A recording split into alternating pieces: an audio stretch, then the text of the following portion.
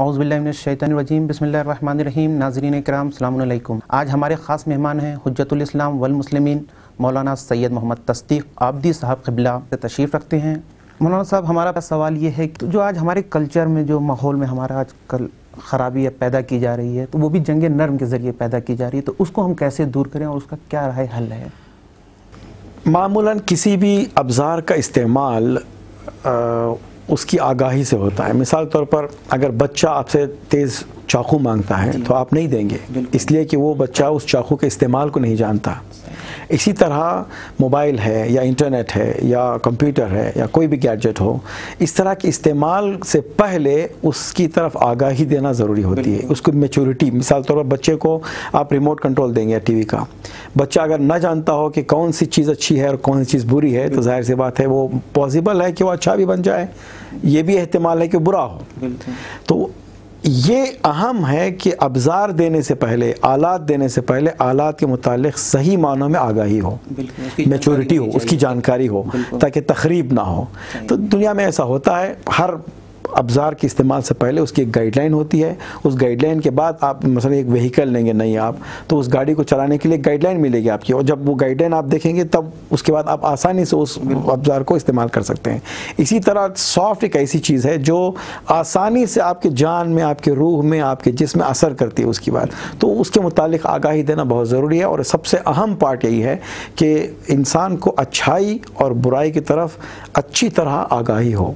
कुरान यही कहता है, इन्ना हदैनाहुस सबील, हमने रास्ते को बता दिया, यानी हिदायत कर दी रास्ते की तरफ, इम्मा शाकिरा व इम्मा कफूरा। अब आप हैं, ये मैदान है, घोड़ा है, आप चलें, चाहे अच्छे बने, फरिश्तों से अफजल बन जाएं, बुरे बनकर हैवानात से बदतर बन सकते हैं।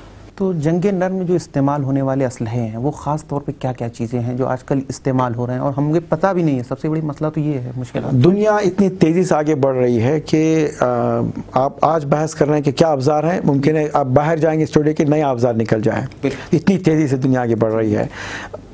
10 साल पहले, 15 साल पहले जो आज हम इस्तेमाल कर रहे हैं उसका कोई तसव्वुर भी नहीं कर सकता था।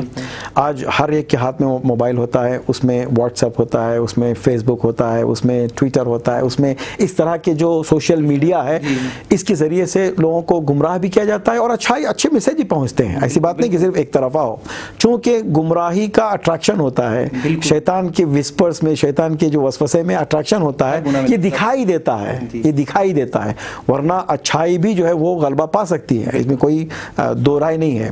तो ये अब्ज़ार जो इस्तेमाल कर रहे हैं, चूँकि बिसहूला फराहम है हर एक के पास और हर जगह, और आपके बकौल बेडरूम तक पहुँच चुकी है, तो चूँकि ये अब्ज़ार, इसमें आप फिज़िकल कंट्रोल कर नहीं पाएंगे। कौन सी पुलिस को आप रखेंगे जो 24 घंटे किसी आपके बच्चे पर या आपके नौजवान पर या आपकी ख़वातीन पर या माशरे पर कंट्रोल कर सके? आज दुनिया बेबस है कंट्रोल से। तो यही एक ही रास्ता है कि फ़िज़िकल कंट्रोल के बजाय हम उनकी मैच्योरिटी इतनी बढ़ा दें कि वो ख़ुद कंट्रोल करें। मिसाल के तौर पर इस्लाम में जो सिस्टम है कंट्रोल का, वो एक यूनिक है, यानी एक अनोखा सिस्टम है। मिसाल तौर पर रोज़ा रखते हैं आप, सुबह से लेकर अज़ान सुबह से लेकर अज़ान मगरिब तो रोज़ा है, कौन मॉनिटर कर रहा है? कौन देख रहा है? ना कोई पुलिस है, ना कोई ताकत है, कुछ नहीं, तो आप खुद उसको मॉनिटर कर रहे हैं। तो ये पावर जो है वो इतना स्ट्रांग होता है कि आप, पानी फराहम है, खाना फराहम है, इसके बावजूद आप जो उसे इमसाक करते हैं, उससे दूर रहते हैं, ताकि आप रोज़े की मुहाफ़ज़त करना चाहते हैं। ये अगर अब्ज़ार हम इस्तेमाल करें कि इतनी ताकत दे दें, इतना पावर दे दें, उसकी फ़िक्र में इतनी मैच्योरिटी दे दें कि वो खुद पुलिस बनकर रहे अपना, तो इसके अलावा कोई चारा है नहीं हमारे पास। यानी कोई माँ बाप 24 घंटे बच्चों के साथ रह नहीं सकते और कोई हुकूमत अपने रियाए को 24 घंटे कंट्रोल नहीं कर पाएगी। तो बेहतरीन रास्ता यही है कि कंट्रोल खुद उसी के हाथ में दे, मैच्योरिटी के ज़रिए से इतना मैच्योर कर दें कि वो खुद अपने आप को कंट्रोल करने के लायक बन जाए। इंशाअल्लाह फिर हाजिर होंगे हम आपकी खिदमत में एक नए मौजू और एक नए मेहमान के साथ। तब तक के लिए इजाज़त, खुदा।